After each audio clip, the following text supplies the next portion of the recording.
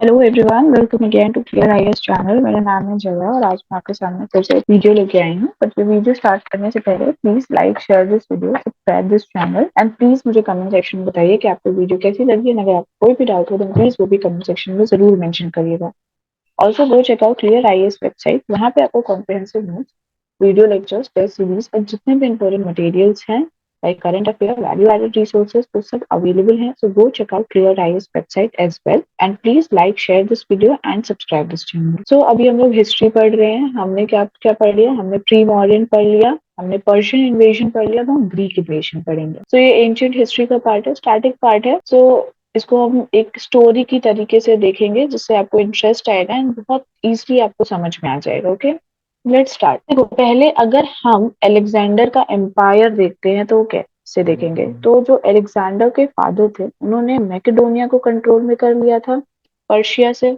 Okay, उसके बाद Alexander ने पहले तो वो क्या किया, उसने एनाटोलिया को अपने कंट्रोल में कर लिया है। एनाटोलिया को कंट्रोल में करने के बाद वो इजिप्ट को कंट्रोल में किया, देन बेबीलोन को कंट्रोल में किया, देन बैक्टीरिया वाले पूरे रीजन को कंट्रोल में कर लिया। देन फिर वो कहाँ आया? फिर वो इंडिया आया, फिर वो वापस बेबीलोन चला गया। सो वेस्ट साइड से लेके ईस्ट साइड तक अलेक्जेंडर ने सब कुछ अपने कंट्रोल में किया था। ग्रीस एम्पायर ने सब कुछ अपने कंट्रोल में किया था। अगर हम मेजर बैटल्स देखेंगे तो एक तो ईसुस की बैटल हो गई थी, एक हमारी गोगामेला की बैटल थी, बैटल ऑफ अर्बेला हो गया। उसके बाद एक हमारी सबसे इम्पोर्टेंट बैटल थी हाइडेप्सिस, ये हमारी पोरस के साथ जो लड़ी गई थी वहां पे, वो बैटल हो गई। सो अलेक्जेंडर ने ये एथेंस, देन अलेक्जेंड्रिया हो गया, देन ये टर्की रीजन, ब्लैक सी वाला पूरा रीजन, देन बेबीलोन ये वाला रीजन, देन पर्सिया वाला रीजन, देन इस साइड आप आओ इंडिया वाला पूरा रीजन। सो इसने क्या किया, धीरे धीरे वो सब कंट्रोल करना चालू कर दिया। तो इसका एक पूरी तरीके से ये ट्रेड रूट सेटअप हो गया था। सो अलेक्जेंडर जो था वो सन थे, वो बेटे थे फिलिप ऑफ मैकेडोनिया के, एंड देन वो किंग बन गए 336 बीसी। 327 बीसी में अलेक्जेंडर ने क्या किया, बैक्टीरिया वाले रीजन से वो चलना चालू किए एंड वो इंडिया तक पहुंचे। ठीक है, क्योंकि उन्हें इंडिया को अपने कंट्रोल में लेना था। एंड उस टाइम पे 4th सेंचुरी बीसी में जो ग्रीक्स और जो ईरानियंस थे वो लड़ाई कर रहे थे for the supremacy of the world. ठीक, कि उनको सब कुछ कंट्रोल में चाहिए था। पर्शिया चाहता था कि उसके हाथ में सारा कंट्रोल हो, ग्रीस चाहता था उसके हाथ में सारा कंट्रोल हो। तो 4th सेंचुरी बीसी में क्या हुआ कि ग्रीक्स और जो ईरानियंस थे वो एक दूसरे से वॉर करना चालू कर दिए थे, just because they wanted everything. Because Greece और पर्शिया ईरानियंस दोनों चाहते थे कि उनका सबसे ज्यादा कंट्रोल हो। ये अगर हम अलेक्जेंडर द ग्रेट का एम्पायर देखेंगे तो आप देख सकते हो ये वेस्ट से आपका जाके वो इंडिया के इस साइड हमारा नॉर्थ वेस्ट फ्रंटियर तक ही वो भी पहुंच पाया था। अलेक्जेंडर द ग्रेट इसी साइड सिर्फ नॉर्थ वेस्ट फ्रंटियर तक ही पहुंच पाया था। तो ये हमारा एम्पायर था पूरा अलेक्जेंडर द ग्रेट का। फिर जो आर्कमेनिड एम्पायर था वो फाइनली डिस्ट्रॉयड हो गया था बाय द ग्रीक्स ने उसे हरा दिया था under the leadership of Alexander the मैकेडोन।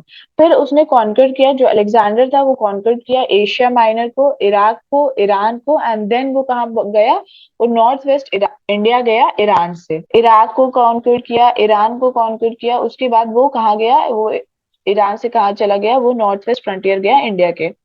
Then उसने पूरे पर्शिया को, दैट इज बेबीलोन को भी अपने कंट्रोल में ले लिया, एनेक्स कर लिया, और जो Persian king Darius the third उसको हरा दिया इन द बैटल ऑफ अर्बेला। जो हमने यहाँ बैटल ऑफ अर्बेला देखा, बेबीलोन को अपने कब्जे में लिया अलेक्जेंडर द ग्रेट ने, एंड ये बैटल ऑफ अर्बेला में डारियस थर्ड को हरा के देन उस टाइम से क्या हुआ, पर्शियन ने अपना जो भी होल्ड था ओवर अदर प्रोविंसेस, सत्रापी, वो भी खो दिया था। एंड प्लस इंडिया का तो स्ट्रॉन्ग होल्ड जो था वो तो खो ही दिया था पर्शिया ने। देन जब इन्वेजन हुआ इंडिया के में, जब अलेक्जेंडर इंडिया में इन्वेड करने आया तो उस टाइम पे भी वहां पे छोटे छोटे मोनार्कीज, ट्राइबल किंगडम्स थे नॉर्थ वेस्ट इंडिया में। पर्शियन एम्पायर भी इतना ज्यादा उन सारे किंगडम्स को जोड़ के नहीं रख पाया था, तो स्टिल वहां पे डिसयूनिटी थी, पॉलिटिकली डिसयूनिटी थी। और छोटे छोटे मोनार्कीज, ट्राइबल किंगडम से कोई स्ट्रॉन्ग किंगडम नहीं था, बिकॉज उस टाइम जो प्री मॉडर्न एम्पायर थे, जो मगध एम्पायर था वो सिर्फ उसी साइड था। ओके, वो नॉर्थ वेस्ट फ्रंटियर साइड नहीं था, वो तुम्हारा ईस्ट वेस्ट के साइड ही घूम रहा था। वो उधर ही के सारे किंगडम्स को एक्वायर कर रहा था, तो उससे क्या हुआ, अलेक्जेंडर को अब यहाँ पे प्रॉफिट मिल गया था कि वो इजिली नॉर्थ वेस्ट इंडिया को एनेक्स कर सकता था। फिर अगर हम नॉर्थ वेस्ट की साइड देखेंगे तो नॉर्थ वेस्ट की साइड जो लीडिंग किंग्स थे वो कौन कौन से थे, Ambhi of Takshashila, ruler of Abhisara, king Porus. तो जो अम्बी ऑफ तक्षशिला थे और जो रूलर ऑफ अभिसारा थे, उन्होंने तो सरेंडर कर दिया था। पोरस के साथ अलेक्जेंडर ने लड़ाई की थी, बट पोरस हार गया था। एंड ऑल्दो पोरस की बहादुरी को देख के अलेक्जेंडर ने उसको उनका किंगडम वापस दिया था। बट यही था ना कि भाई ऑल्दो पोरस हार गया था, किंगडम वापस हो गया था, but he has to rule under the Alexander. So एक तरीके से वहां पे भी एज सच स्ट्रॉन्ग कुछ थे नहीं किंग्स, बट लीडिंग किंग्स जो भी अम्बी के हो गए, तक्षशिला के मतलब हुए, अभिसारा, किंग पोरस, वो सब उस टाइम पे रूल कर रहे थे between the reverse of Jhelum and Chenab. तो नॉर्थ वेस्ट इंडिया एक तरीके से डिसयूनाइटेड था, यूनाइटेड नहीं था उस टाइम पे। रूलर्स एक दूसरे से लड़ रहे थे फॉर दी किंगडम्स। देन ये कभी भी एक साथ में नहीं लड़े अगेंस्ट अ कॉमन एनिमी। सो ये जो डिसयूनिटी था उसका एडवांटेज लिया अलेक्जेंडर ने, and he annexed the north west India. अगर हम कॉजेस ऑफ इन्वेजन देखेंगे तो वो क्या होगा, सो अलेक्जेंडर ने कॉन्क्वर्ड कर लिया था सारा प्रोविंस पर्शियन एम्पायर का, बस इंडियन सत्रापी को छोड़ के। ओके, सो वो कैसे उन्होंने कॉन्कर किया था, जब उन्होंने डारियस थर्ड को हरा दिया था इन दी बैटल ऑफ अर्बिला इन 530 बीसी, तब उन्होंने पूरा पर्शियन एम्पायर अपने कंट्रोल में ले लिया। बट उस टाइम उन्होंने इंडिया को अपने कंट्रोल में नहीं लिया। फिर जब वो ईरान तक पहुंचे, ओके, तो क्या हुआ, उन्होंने देखा कि यार मुझे तो अभी और आगे जाना है, मुझे ईस्टवर्ड और मूव करना है, मेरे को और क्या चाहिए, प्रोविंसेस और किंगडम्स अपने अंडर चाहिए। तो उन्होंने क्या किया, ईस्टवर्ड कॉन्क्वेस्ट करना चालू कर दिया, और जो लास्ट पर्शियन सत्रापी थी इंडिया की, उसको वो चाहते थे कि वो उसके कंट्रोल में आ जाए। देन अगर ग्रीक हिस्टोरियन हेरोडोटस की बात करेंगे तो जो अलेक्जेंडर था उसने इतना ज्यादा छीन लिया था इंडिया के बारे में, उसकी वेल्थ के बारे में, कि वो इतना प्रॉस्पेरस है, इतना वेल्दी है, कि अब वो चाह रहा था कि अब मुझे ये इंडियन प्रोविंस भी अपने अंडर चाहिए। जो अगर आप देखोगे पर्शियन जब रूल था, पर्शियन एम्परर्स जब लड़ रहे थे ग्रीक्स के अगेंस्ट, तो उस टाइम पे जो पर्शियन थे उन्होंने इंडियंस को अपनी आर्मी में एनरोल किया। तो अब भाई इंडियंस ने बताया कि हमारे यहाँ ये चलता है, तो उन्होंने सुना। तो उसकी वजह से क्या हुआ कि अलेक्जेंडर बहुत ही ज्यादा अट्रैक्ट हो गए toward the wealth of the India, toward the prosperity of the India. So उन्होंने फिर इंडिया की तरफ मार्च करना चालू कर दिया। जो पॉलिटिकल कंडीशन था नॉर्थ वेस्ट इंडिया का, वो उनके प्लान्स को सूट किया, बिकॉज वहां पे कोई भी एज सच स्ट्रॉन्ग किंगडम नहीं था, छोटे छोटे किंगडम्स डिवाइडेड थे, बहुत सारे independent monarchies and tribal republics थे। सो अलेक्जेंडर क्या था, वो चाहता था world conquest, and he has a passion of geographical and natural history. वो बहुत ही ज्यादा एक तरीके से क्यूरियस इंसान था, तो वो जानना चाहता था कि इधर क्या है, उधर क्या है, natural history and geographical area. So बहुत ही क्यूरियस इंसान था, इसीलिए वो इंडिया को इन्वेड करना और चालू किया। जब उसने सुना कि भाई इंडिया ऐसा है, इंडिया वैसा है, ठीक है, इतना प्रॉस्पेरस है, इतना वेल्दी है, यहाँ पे ट्रेड इतना फ्लरिश करता है, it's very beautiful and everything.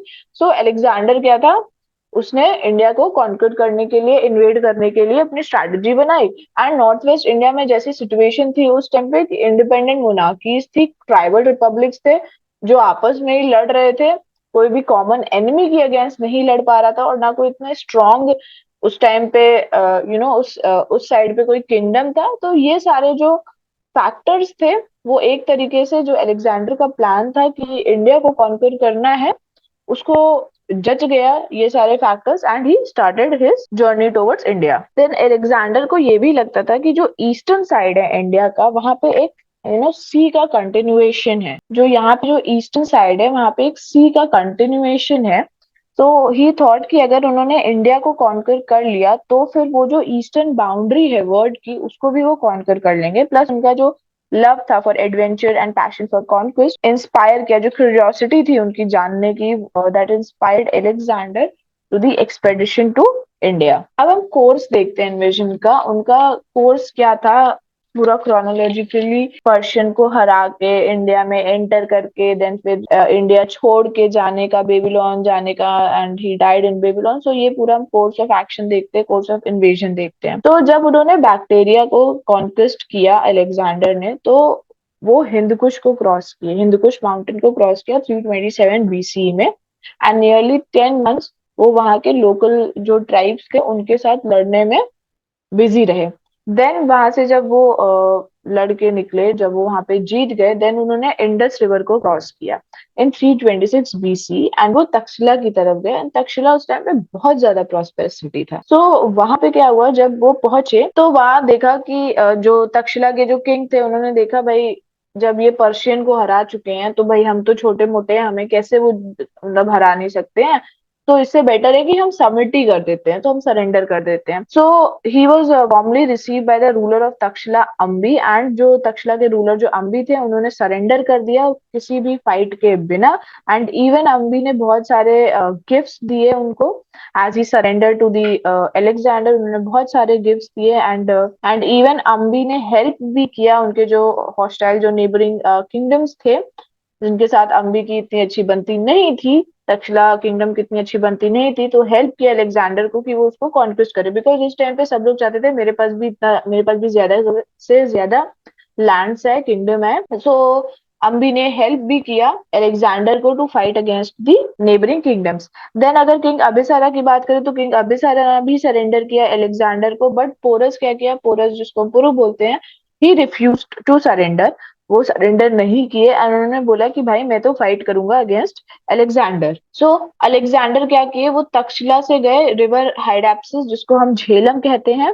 And कुछ दिन के बाद उन्होंने वो रिवर क्रॉस करी एंड वहां पे हुआ फेमस बैटल ऑफ हाइडेप्सिस हुआ on the plains of Karri. Although उन्होंने डिफीट कर दिया, means Porus try to resist, Porus बहुत ज्यादा अपनी साइड से कोशिश कर रहे थे कि वो अलेक्जेंडर को रेजिस्ट करे, हराए, बट अलेक्जेंडर की जो आर्मी थी वो काफी ज्यादा एडवांस थी। एंड अलेक्जेंडर का करेज एंड फर्मनेस, इन सब फैक्टर्स की वजह से, स्ट्रैटेजी, इन सारे स्ट्रैटेजीज की वजह से, अलेक्जेंडर की स्ट्रैटेजीज की वजह से जो पोरस था वो हार गया and he was held captive. But Alexander काफी ज्यादा इम्प्रेस हो गया था पोरस के करेज एंड हीरोइज्म की वजह से, जिसकी वजह से उन्होंने क्या किया, पोरस को उसका किंगडम वापस कर दिया एंड कुछ स्मॉल टेरिटरीज भी वापस कर दी। बट वही था कि पोरस को रूल करना होगा under the Greek means Alexander. तो जब अब पोरस से लड़ाई खत्म करे, अब वो क्या किए, अलेक्जेंडर आगे तक बढ़ना चालू कर दिए। तो वो चिनाब को क्रॉस किए एंड उन्होंने कुछ जो ट्राइब्स थी बिटवीन रावी एंड चिनाब, उसको भी एनेक्स कर लिया।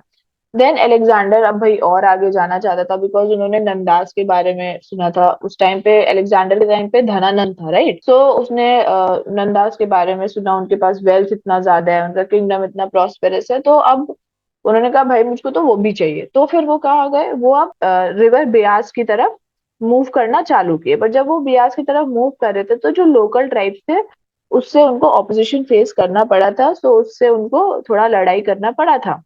तो वो तो और आगे जाना चाह रहे थे, वो ईस्टवर्ड और मूव करना चाह रहे थे, गैंगेटिक वैली की साइड मूव करना चाह रहे थे एंड मगध्स के साथ लड़ाई करना चाह रहे थे। बट उनके जो सोल्जर्स थे वो बहुत ज्यादा होम सिक फील कर रहे थे एंड इतना उन्होंने लड़ाई कर ली थी कि they are war weary, diseased थे, मतलब बीमार भी पड़ गए थे कुछ सोल्जर। देन इतना ज्यादा हॉट क्लाइमेट था एंड 10 साल से कंटिन्यूस कैंपेन करने की वजह से उनके जो सोल्जर्स थे उन्होंने कहा भाई अब हम और आगे ना जा सकते, नहीं जा सकते हैं, हमसे अब नहीं होगा and it is enough, let's go back. So जो एंड प्लस ग्रीक सोल्जर ने सुना था ये formidable power of the Ganga which might not be able to subdue. उन्होंने सुना था ग्रीक सोल्जर्स ने कि यहाँ पे जो इंडिया में जो गंगा है, ओके, उसको क्रॉस करना इम्पॉसिबल है, उसको क्रॉस नहीं किया जा सकता है, इट इज रिस्की।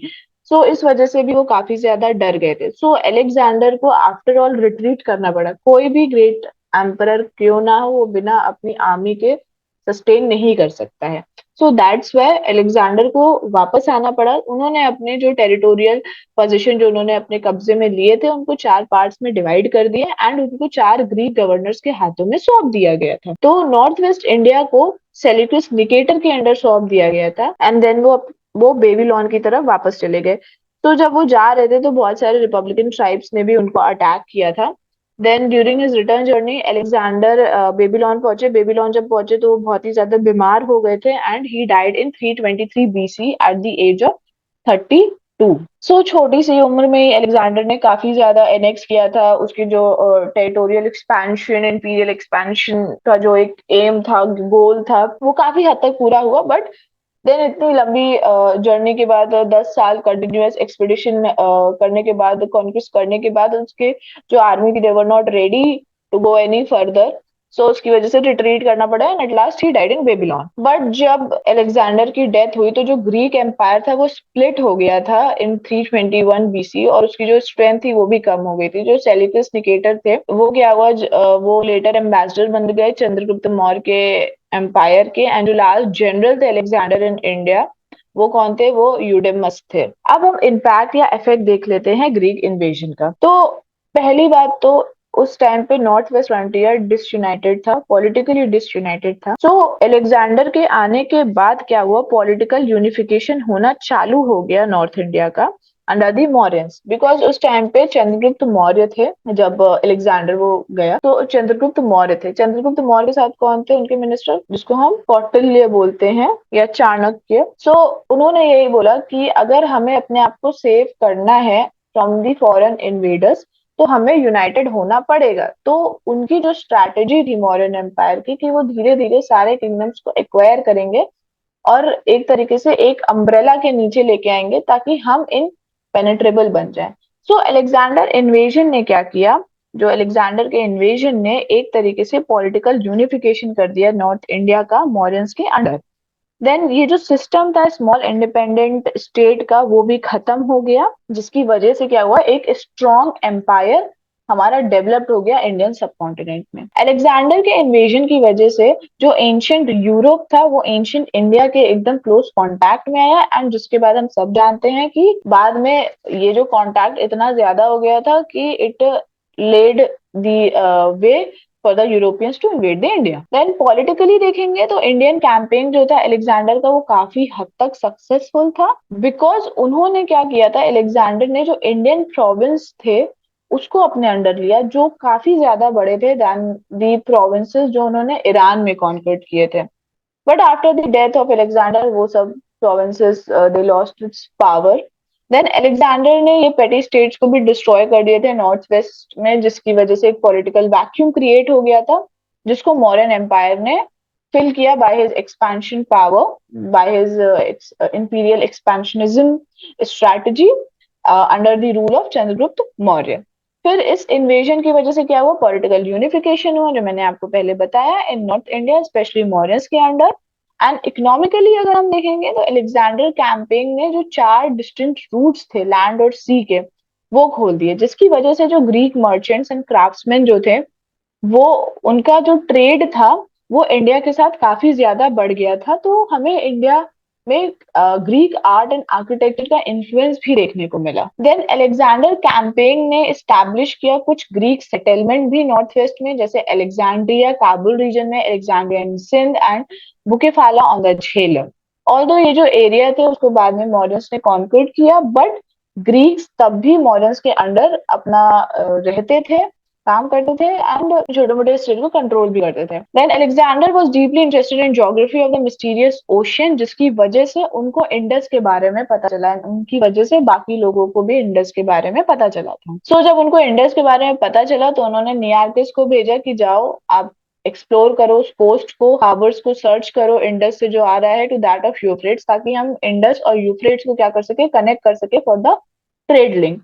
फिर अलेक्जेंडर के हिस्टोरियंस जो थे उन्होंने काफी ज्यादा वैल्यूबल ज्योग्राफिकल अकाउंट्स भी छोड़ के गए थे, जिसकी वजह से हमें पता लगा कि एडमिनिस्ट्रेटिव सिस्टम उस टाइम पे उनका कैसा था। हमें पता चला कि आर्ट एंड आर्किटेक्चर उनका कैसा था जिसने हमारे इंडिया को बाद में इन्फ्लुएंस किया। सो क्लियरली एक बहुत ही क्रोनोलॉजिकली ऑर्डर में हमें रिकॉर्ड्स मिले हैं उनके कैंपेन से, जिससे हम इंडिया की क्रोनोलॉजी भी बना सकते हैं, बिकॉज उस टाइम पे एज सच इंडिया में कुछ ऐसा डॉक्यूमेंट्स या रिकॉर्डेड डॉक्यूमेंट नहीं था जिसकी वजह से हम एक क्रोनोलॉजी सेटअप कर सके। सो हमने थोड़ा सा हेल्प लिया है ग्रीक से भी, ग्रीक के जो हिस्टोरियंस ने जो पूरा रिकॉर्डेड डेटा रखा था उसकी वजह से हमने इंडियन क्रोनोलॉजी को भी क्या किया, बिल्ड किया है प्रॉपरली। देन एक इम्पोर्टेंट इंफॉर्मेशन भी मिली है about social and economic condition of India at that time. फिर अगर इन्फ्लुएंस देखेंगे ग्रीक आर्ट का तो वो हमें देखने को मिला है in the development of Indian sculpture as well. Indian sculpture में हमें ग्रीक का ग्रीक आर्ट का इन्फ्लुएंस देखने को मिला है। जो कॉम्बिनेशन है ग्रीक का एंड इंडियन स्टाइल का, वो गांधार स्कूल ऑफ आर्ट में हमें देखने को मिलता है कि गांधार स्कूल ऑफ आर्ट में ग्रीक एंड इंडियन का मिक्सचर हमें देखने को मिलता है, इंडियन स्टाइल का। Then Indian also learn the art of making well shaped and beautifully design gold and silver coins from the Greeks. The Greek had some influence on Indian astrology as well. तो जो Indians थे उन्होंने Greek से सीखा कि कैसे एक well shaped properly एक आकार का beautifully design gold and silver coins बनाया कैसे जाता है। एंड ऑल्सो ग्रीक का कुछ इन्फ्लुएंस हमें इंडियन एस्ट्रोलॉजी में भी देखने को मिला है। बहुत सारे वैल्यूबल इन्फॉर्मेशन भी हमें मिला है socio and economic condition northern and north west India के बारे में, जो एरियान एडमिरल नियार्कस मेगास्थनीज ने अपनी बुक्स में अपने अकाउंट्स में छोड़े हैं। फिर ग्रीक हिस्टोरियंस के जो भी अकाउंट्स थे उनमें हमें देखने को मिला है कि कैसे इंडिया में क्राफ्ट डेवलप हुआ है, ट्रेड कैसे दूसरे देश के साथ डेवलप हुआ है, एंड कितना ज्यादा प्रॉस्पेरस था इंडिया उस टाइम पे। तो ये सारी चीजें हमें ग्रीक्स के जो हिस्टोरियंस थे उनके अकाउंट में हमें देखने को मिला है। एंड ऑल्सो कारपेंट्री के बारे में पता चला कि इंडिया में उस टाइम पे कारपेंट्री काफी फ्लरिश कर रहा था, एज अ फ्लरिशिंग ट्रेड था। And it seems the fleet which Alexander sent along the western coast of India and Nearchus was built in India. And in fact carpentry इतना ज्यादा उस टाइम पे फ्लरिश कर रहा था कि जिस फ्लीट में अलेक्जेंडर ने नियार्कस को भेजा था कि जाओ तुम वेस्टर्न कोस्ट में जाओ, इंडिया में देखो क्या है कैसा है, वो भी इंडिया ने ही बनाया था। Then Alexander's adventure also helped the West to know something about Indian life and thinking। और अलेक्जेंडर के ये एक्सपेडिशन एडवेंचर की वजह से वेस्ट को पता चला कि इंडियंस की लाइफ कैसी है, उनका सोसाइटी कैसा है, इकोनॉमी कैसा है, एडमिनिस्ट्रेटिव सिस्टम कैसा है, फिलोसफिकली वो क्या सोचते हैं। तो इन सब के बारे में वेस्ट को भी पता चला, जिसकी वजह से वो भी इंडिया की तरफ अट्रैक्ट हुए। और इवन ये भी कहा जाता है कि जो इंडिया के नोशंस थे, आइडियाज थे इंडियन फिलोसफी एंड रिलीजन के, वो रोमन एम्पायर तक में पेनिट्रेट किया था। एंड ये हमारा अलेक्जेंडर की वजह से ही गया रोमन एम्पायर में। इंडिया का जो इन्फ्लुएंस था, इंडियाज आइडियाज एंड नोशन जो था इंडियन फिलोसफी एंड रिलीजन का, रोमन एम्पायर में हमें अलेक्जेंडर की वजह से ही वहां तक पहुंचा था। तो अलेक्जेंडर ने कुछ ही पार्ट एनेक्स कर पाया वो इंडिया का, बट उसका वो था कि ना कि मुझे पूरा ही नॉर्थ वेस्ट इंडिया चाहिए, तो वो पूरा नहीं हो पाया जस्ट बिकॉज ही डाइड। अगर वो नहीं मरता तो वो शायद दोबारा फिर से आ सकता था, बट ऐसा नहीं हुआ। फिर जो अलेक्जेंडर की जो अथॉरिटी थी इंडस वैली में, वो भी बहुत ही शॉर्ट लिव थी, इज जस्ट बिकॉज जो मौर्यन एम्पायर था उस टाइम पे काफी एक्सपैंड कर रहा था। चंद्रगुप्त मौर्य ने धनानंद को हराया। जब उन्होंने धनानंद को हराया तो मौर्यन एम्पायर का एक ही एम था कि उनको पूरे सब कॉन्टिनेंट को, इंडियन सब कॉन्टिनेंट को एक अम्ब्रेला के अंदर लाना है, मौर्यन एम्पायर के अंदर लेके आना है। सो जिसकी वजह से जो पॉलिटिकल डिसयूनिटी डिसकंटेंट रहता था अमंग दी पेटी किंगडम्स, वो ना रहे, जिससे फॉरेन इन्वेडर्स क्या कर फायदा ना उठा सके और इन्वेड ना कर सके। बट एक तरीके से देखेंगे कि जो इंडियन सोसाइटी थी, उसकी पॉलिटी मिलिट्री ऑर्गेनाइजेशन, वो ग्रीक इन्फ्लुएंस से एक तरीके से अनअफेक्टेड थी। कल आर्ट एंड कल्चर में तो हमें कुछ इन्फ्लुएंस देखने को मिला है, बट सोसाइटी पॉलिटी और मिलिट्री ऑर्गेनाइजेशन में एज सच देखने को हमें नहीं मिला है। जो ग्रीक इन्फ्लुएंस था इंडिया सोशल लाइफ, वो भी इतना ज्यादा डीप, इतना ज्यादा लॉन्ग लास्टिंग नहीं था। बस आर्ट एंड कल्चर में हमें एसेंस देखने को मिला है ग्रीक्स का। अगर हम पर्शिया की बात करें तो मेन पर्शियन इन्वेजन से क्या हुआ था, ग्रीक अलेक्जेंडर, स्पेशली अलेक्जेंडर के लिए एक प्लेटफॉर्म सेट हो गया था कि वो अटैक कर सके, एनेक्स कर सके इंडिया को।